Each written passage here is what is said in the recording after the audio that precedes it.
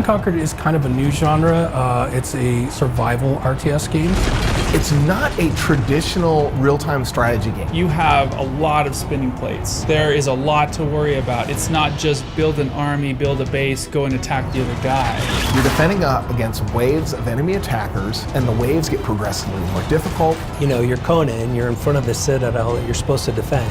They get more challenging, they get more deadly. There's this clock that's ticking and the drum beats are going in the background. They're getting gradually louder. You know something nasty is going to happen. Playing by yourself or with a friend, you're going to try and survive through so many waves to see how long you can remain unconquered.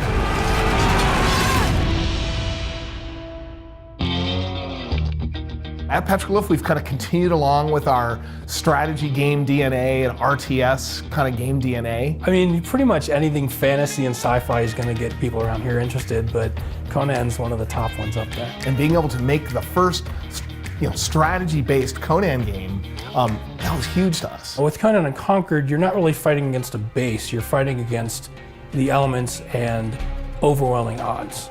So, depending on how you set up the game and the customization, you'll be pitted against, a finite number of waves or even an infinite amount of waves. We've built in a lot more simulation than we ever have in any other game.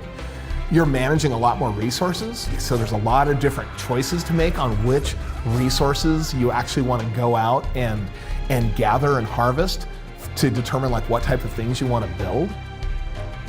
The worlds are randomly generated as well, so it's not the same map that you play every time, it's a new experience every time.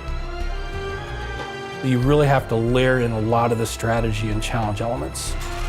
With Conan Unconquered, that's kind of what we're trying to do with the multiple enemy types that have different behaviors you have to deal with environmental effects such as disease and sandstorms and fire. All of those things are the challenges.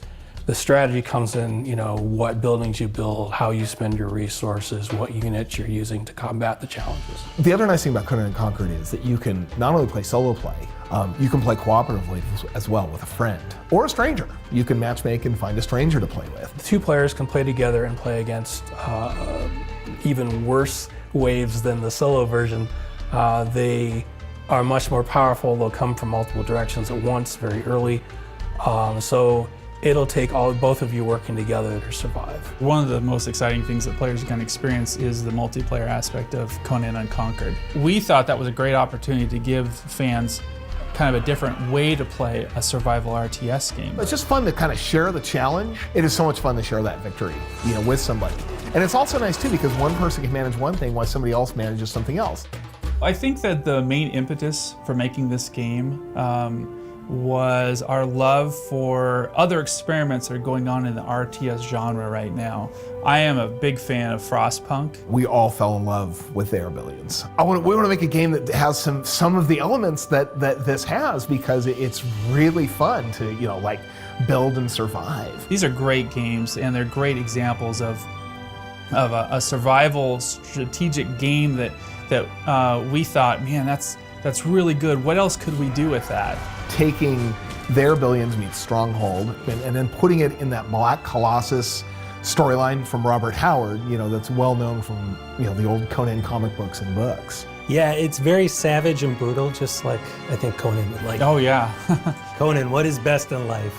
To see your enemies driven before you and to play this strategy game. That's right.